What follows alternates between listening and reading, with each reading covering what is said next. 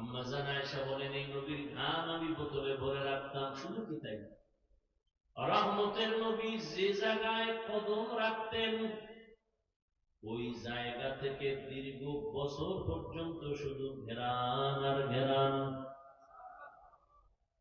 নবী রাস্তা দিয়ে চলতেছেন, দুপার্শ্বের গাছ মতো হইয়া নবীরে সালাম জানায়, গাছ সালাম। সাহাবায়ে কেরাম পেছনে হাঁটতেছেন, বারবার শুনে কে যেন সালাম জানাইতেছে। নবীজিকে জিজ্ঞাসা করলেন, ইয়া রাসূলুল্লাহ, কোন মানুষ দেখি না, বারবার ডানে বামের থেকে সালামের আওয়াজ আসতেছে, কারা দেয়? রহমতের নবী বলেন, ও সাহাবা, আমি রহমতের নবী আসছি এই ঘেরানটা জঙ্গলের প্রাণীরা পাইয়া আমারে সালাম জানাইতেছে।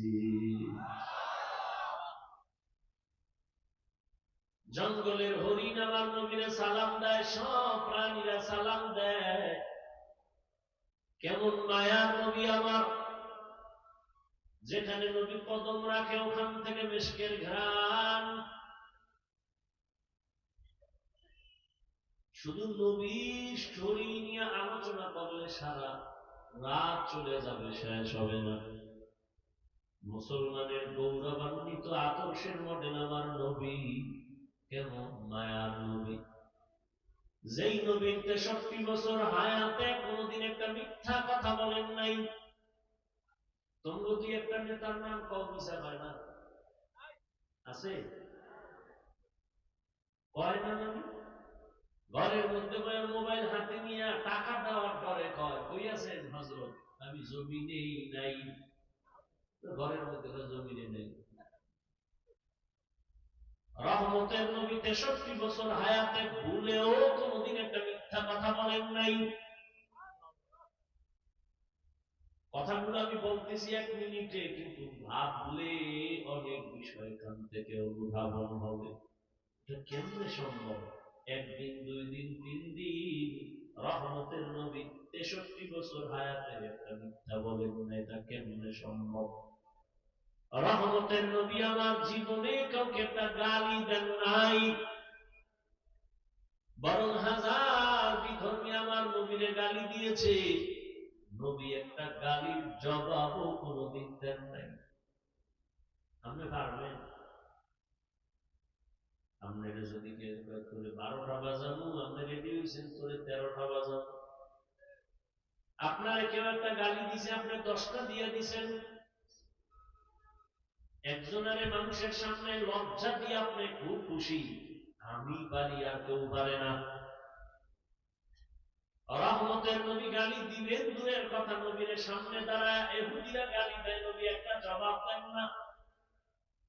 আবু বকর পাশে দাঁড়াইয়া পেরেশান, রহমতের নবীরে গালি দেয়, আমি আবু বকর মেনে নিতে পারি না। আবু বকর দাঁড়ায়, নবী বলে বসেন, জবাব দিয়েন না। কিছুক্ষণ পর আবু বকর কন্ট্রোল করতে না পেরে দাঁড়ায় জবাব দেওয়া শুরু করলেন। নবীজির মনটা বেজার হয়ে গেল। সব যখন ইহুদি গালি দিয়ে চলে গেল, আবু বকর বলেন, ইয়া রাসূলুল্লাহ, যতক্ষণ জবাব দেই না ততক্ষণ আপনার মন ছিল সুন্দর, চেহারা হাসি। আমি যখন আপনার মহব্বত নিয়ে জবাব দেওয়া শুরু করলাম, আপনি মনে কষ্ট নিলেন, মনে হইল কেন? নবী বলেন, হে আবু বকর, যতক্ষণ আমি চুপ ছিলাম, জবাব দেই নাই, তুমিও চুপ ছিলা। আমি দেখতেছিলাম রহমতের ফেরেশতা আল্লাহ পাঠাইছে ইহুদির জবাব দেওয়ার জন্য। যখন আপনি জবাব দেওয়া শুরু করছেন, ওই রহমতের ফেরেশতা চলে গেছে। অযুবক বাবা, নিজে জুলুম কইল না। কেউ যদি জুলুম করে আল্লাহর উপরে ছেড়ে দাও, তোমার বিচারটা হবে সামান্য, আল্লাহর বিচার কঠিন। একটু ধৈর্য ধরো, চোখে শুধু তাকায় দেখবা কেমনে আসমানের বিচারটা হয়, কঠিন হবে। ধৈর্য ধরো, তবে তুমি জুলুম করিও। কেমন মায়ার নবী আমার, জীবনে কোনদিন গালি দেন নাই, জবাব দেন নাই। শুধু কি তাই, নবী চোখ মোবারক গরম করে কারো দিকে তাকান নাই। জীবনে কোনদিন নবী গরম চোখে কারো দিকে তাকান নাই। বড় মায়ার নবী, কেমন সুন্দর আদর্শ। নবী বসে আছেন, সাহাবাদেরকে বলতেছেন কোন দিন আজরাইল আসবে জানা নাই, আমি কবে দুনিয়া থেকে চলে যাব জানা নাই, আমার কাছে কারো কোনো হক থাকলে বলো আমি আদায় করে দেই। আচ্ছা, কিছু নবীর কাছে যদি পায়, এটা কেউ বলবে? বুঝেন নাই? নবীর কাছে যদি কিছু পায় কোন সাহাবী বলবে দূর, নবীর কাছে আমার চাওয়া কি? নবী বলেন কিছু পাওনা থাকলে বলেন আমি দিয়ে দেই। বান্দার হক যেন আমার মাথায় না থাকে, আসামির কাঠগড়ায় দাঁড়াতে হবে। সবাই চুপ হয়ে গেছে। নবী কয় কি আমাদের কাছে পাইবে কিসের হক? কিন্তু না, একজন সাহাবী দাঁড়ায় গেছে, দাঁড়ায় বলেন ইয়া রাসূলুল্লাহ, আপনি আমার একদিন একটা চর মারছিলেন হালকা ভাবে, এমনি। সাহাবায়ে কেরাম তো গরম হয়ে গেছে ভিতরে ভিতরে, কিন্তু কিছু বলে না, বেয়াদবি হবে। এত বড় দুঃসাহস কেন দাঁড়াইল? নবী বুঝছেন, বুঝা কয় এই কেউ কথা বলবা না, সাহাবীরে রাস্তা করে দেন, হক আদায় করার জন্য আমার কাছে আসবে। সাহাবী এক কদম দুই কদম করে নবীর সামনে আগাইয়া, সামনে গিয়া কয় ইয়া রাসূলুল্লাহ, আপনি যখন আমারে চর মারছিলেন আমার শরীরে কোনো কাপড় ছিল না, জামা ছিল না। নবীকে তাই তো আমার জামাটাও খোলা লাগে। নবী এই কথা বইলা যখন হাত দুইটা দিয়া পেছেন জামাটা উঠাইছে, খুলবে, সাহাবী একটা দৌড় দিয়ে পিছনে চলে গেছে। পিছনে যায় একটা দৌড় দিয়া নবীর গর্দানের নিচে মোহরের নবুয়ত পেছন থেকে আইসা ওখানে চুমা দিছে। চুমা দিয়েই নবীর কদমে পড়ে বলেন ইয়া রাসূলুল্লাহ, মাফ করে দেন, বেয়াদবি না জানি হয়ে গেল। নবী বলেন সাহাবী, এই কামটা করার জন্য তো বাহানা করছো তুমি, আমার মোহরে নবুয়তে চুমা দিছো, না জানি জান্নাত ওয়াজিব করে ফেলেছো। মায়ার নবীর আদর্শ কত সুন্দর, রহমতের নবীর আদর্শ। ইহুদি হাতের মধ্যে তরবারি নিছে, কেউ নাই, নবী সামনে দাঁড়ানো। ইহুদি কয় এই আব্দুল্লাহর ছেলে, এখন তো কেউ নাই, তুমি আর আমি, তরবারি আমার হাতে দেখছি, দেখছি। ইহুদি কয় এখন যদি তোমার পাল্লার উপরে তরবারি মারি কে ফিরাবে? নবী বলেন আমার আল্লাহ ফিরাবেন। নবী কথা বলা মাত্র ইহুদির হাত থেকে তরবারি পড়ে গেল। নবী তরবারি টান দিয়ে কয় ইহুদি, তরবারি এখন কার হাতে? কয় মুহাম্মদের হাতে। আমি যদি তোরে এখন পাল্লার উপরে মারি কে ফিরাবে বল? ইহুদি বলে আমারে কে ফিরাবে? বল আল্লাহ ফিরাবে। কয় না না, যদি আল্লাহ ফিরাবে বলি তাহলে তো আল্লাহরে মাইনেই নেওয়া যায়। বলে বল আল্লাহ ফিরাবে। কয় বলবো না। কয়েকবার বলার পরে কয় যদি বলতেই চাই তাহলে আমারে কালেমাই পড়ায়া দাও। সাথে সাথে ইহুদি কালেমা পড়ে ফেললো। আল্লাহ পাক বলেন মানুষ তোমার দুনিয়াতে আমি আল্লাহ এত আদর করে বানাইছি, আখিরি নবীর উম্মত বানাইছি, যে কারণে অন্য নবীর উম্মতরা গুনাহ করলে গুণের মধ্যে চেহারা পাল্টায় যাইত। কিন্তু তোদের গুনার কারণে আমি চেহারা পাল্টাই না, কারণ তোরা আমার মায়ার নবীর উম্মত। আমি বড় মহাব্বত করি আমার নবীরে, তার উম্মতের। আমি আল্লাহ এই জন্য আমার নবীর মায়ার কারণে তোমাদের গুনাহ দেখতেছি, তারপর চেহারা পাল্টাই না। আমি আল্লাহ রাগ কইরা পানিও বন্ধ করি নাই, বাতাস বন্ধ করি নাই। আমি আল্লাহ তোমারে একটাই কাজ দিলাম, ইবাদত। চাকরি করো, ব্যবসা করো, ইবাদত বানায় করো, চাকরি দিয়া জান্নাত পাইবা। ব্যবসাটারে ইবাদত বানাও, ব্যবসা করিয়া জান্নাত পাইবা।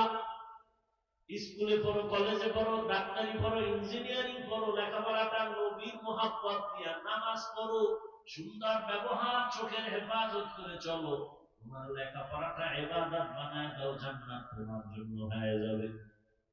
ও ভাই, এই যে টেবিলের উপরে এক বোতল পানি, পিপাসা আমারও আছে, তোমারও আছে, যুবক খেয়াল করিও, এই এক বোতল পানি ইবাদত বানায় পান করো, তাহলে পিপাসাও মিটবে, ক্ষুধাও এবং ইবাদত হবে। তুমি এই এক গ্লাস এক বোতল পানি পান করবা, আমিও করব, ব্যবধানটা কি? বিদ্যুতের গতিতে তোমার বাম হাত চলে যাবে বোতলের কিনারায়, ডান হাত দিয়ে মুখটা খুইলা তুমি বাম হাত দিয়ে একটা আধা বোতল পান করবা। আমি যখন পান করব, ভুলেও বাম হাত যাবে না, ডান হাত চলে যাবে, ডান হাতটা দিয়া বোতল খুইলে আমি পানি টান দিব, 3 শ্বাসে আমি 3 বারে পান করব। আমার পানিও পান করা হলো, ইবাদত হলো, সওয়াব হলো।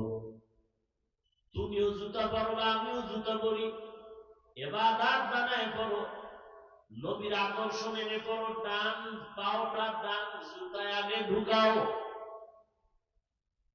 এরপরে বাম জুতা বাম পায়ে ঢুকাও। কোনো পায়ে যখন জুতা ঢুকছে, এবার যখন কদম দিবা, ডান পা দিয়ে তুমি কদম শুরু করো, সুন্নত। এবার হয়ে গেছে।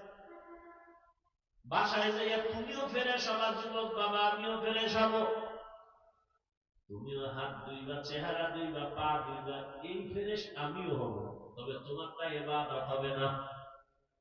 আর আমি ইবাদত বানায়া ফেরেশ হব। ভাই কেমনি? চেহারাটা ভালো করে দিয়ে ফেলবো, হাতটা ধুইতে গিয়া কোন পর্যন্ত ধুবো, পায়ের গিরা সহ ধুবো, ওযু হয়ে যাবে, ইবাদত হবে, সওয়াব হবে। কষ্ট হয়নি? কষ্ট? আর তুমিও তো এই কাজ করো, বাথরুমে যাও না তুমি, ইবাদত বানায় যাও, বাম পা দিয়া ঢুকবা, খালি মাথায় যাও না, খালি পায়ে ঢুকবা না, জুতা পরে যাও, মাথায় কোনো কাপড় দিয়ে যাও বা টুপি পরে যাও, বাম পা দিয়ে ঢুকো, ঢুকার আগে তুমি বিসমিল্লাহ বলো বা দোয়া পারলে বলো। বাথরুমে গিয়া যখন বসবা, বাম পায়ের উপরে ভর করে বসো, মানে ভরটা থাকবে কোন পায়ে? বাম পায়ে। হাঁটুর উপরে কাপড় উঠানো যাবে না, ঢিলা কুলুপ ব্যবহার করো, না থাকলে অন্তত টিস্যু ব্যবহার করো। কয়জনের বাথরুমে টিস্যু আছে, জুতা আছে, টুপি পরে যাও। বাথরুম হলো জিন শয়তানের আড্ডাখানা, এজন্য বাথরুমে দুর্ঘটনা বেশি হয়, মানুষ পড়ে যায়, মাথা ফাটে, পাও ভেঙে যায়। আল্লাহর কসম, নবীর আদর্শ মেনে যদি বাথরুমে যাও, ইনশাআল্লাহ দুর্ঘটনা থেকে সুন্নতের আমলে হেফাজত হয়ে যাইবা। তুমিও বাথরুমে যাও, আমিও বাথরুমে যাই, ইবাদত বানায় যাও। বাম পা দিয়ে ঢুকবা, দোয়া পড়ে ঢুকবা, খালি পায়ে ঢুকবা না, খালি মাথায় ঢুকবা না। খানা খাইতে বসছো, আমিও খানা খাবো, দস্তরখান বিছাও।